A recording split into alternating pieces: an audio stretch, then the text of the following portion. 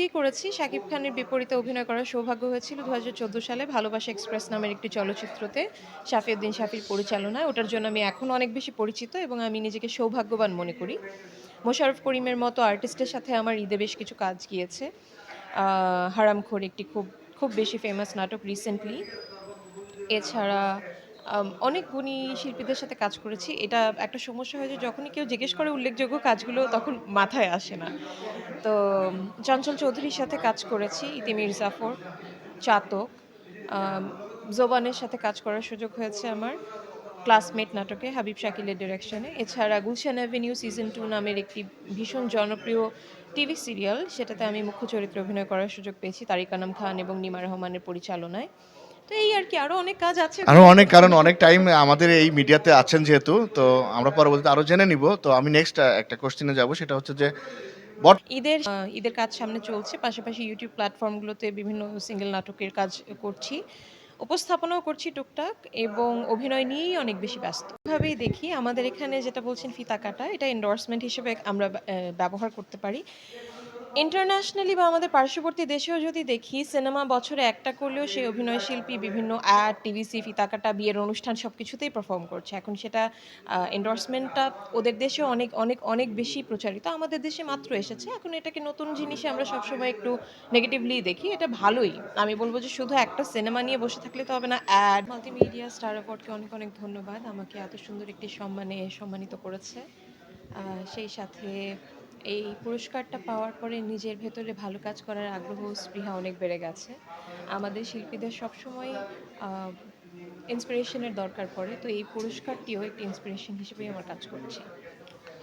Award এমন একটা বিষয় আপাতত এখনো সেরকম কোনো মাপকাঠি আসেনি। আমাদের দেশ বরেণ্য অনেক শিল্পীরা আছে যারা হয়তোবা এরকম সম্মানে সম্মানিত হচ্ছেন না। কিন্তু আবার অনেক শিল্পী আছেন যারা খুব সহজে সহজলভ্যভাবে পেয়ে যাচ্ছেন। তো আমি বলব যে শিল্পের ক্ষেত্রে, ভালো শিল্পীর ক্ষেত্রে মানদণ্ড কখনো মাপ করা যাবে না। তবে পুরস্কার পেতে সবারই ভালো লাগে।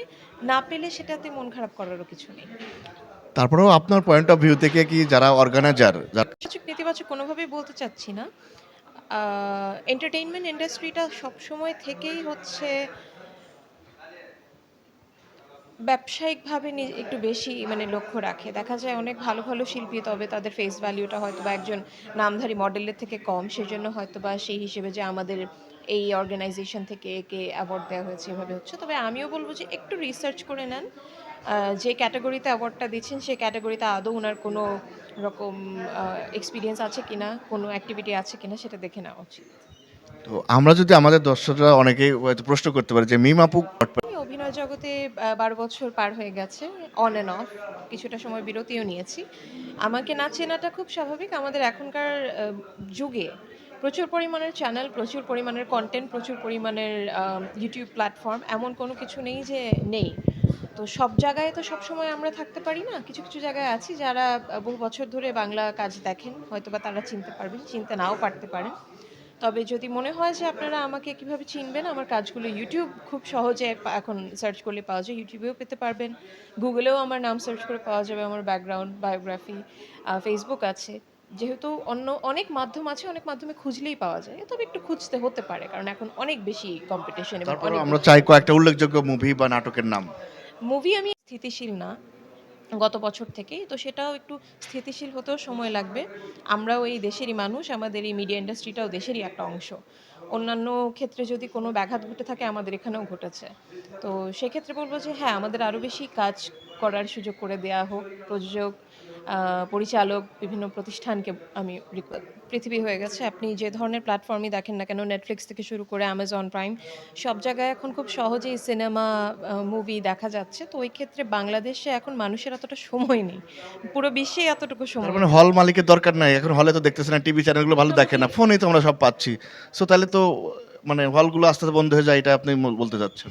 আমি চাচ্ছি না যে হলগুলো বন্ধ হোক, কিন্তু পরিবেশ পরিস্থিতির কারণেই হচ্ছে। কারণ এখন মানুষ যে সময়টা বের করে ৩ ঘন্টা একটা সিনেমা হলে গিয়ে সিনেমা দেখবে, সেটা ঈদের ছুটি ছাড়া কিন্তু হয় না। স্বাভাবিক দিনে হয় না। আগেরকার দিনে হয়তোবা শুক্রবারে বাবা-মা পুরো ফ্যামিলি নিয়ে হলে সিনেমা দেখতে যেত। সেটা একটা রিক্রিয়েশন এর জায়গা ছিল। এখন সবাই চিন্তা করে যে সেই সময়টা বাসায় থাকি, একটু রেস্ট করি।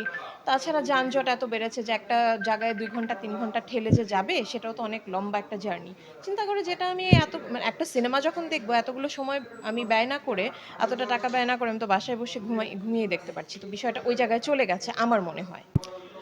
অবশ্যই আমি চাইবো যে সিনেপ্লেক্সগুলো আরো বাড়ুক। কারণ আমি নিজে সিনেমা দেখতে চাই যখনই সময় পাই, সুযোগ পাই। আমার যদি কাজ না থাকে, আমি যদি শপিং এও যাই, তখনও যদি আমার হাতে ২-১ ঘন্টা সময় থাকে, আমি চেষ্টা করি সিনেমা দেখার। আমার মতো অনেকেই আছে যারা ভালো পরিবেশ, ভালো সিনেমা হল, ভালো সাউন্ড সিস্টেম, ভালো স্ক্রিন পেলে অবশ্যই সিনেমা দেখতে যাবে। তো অনেক কোয়েশ্চেন করলাম।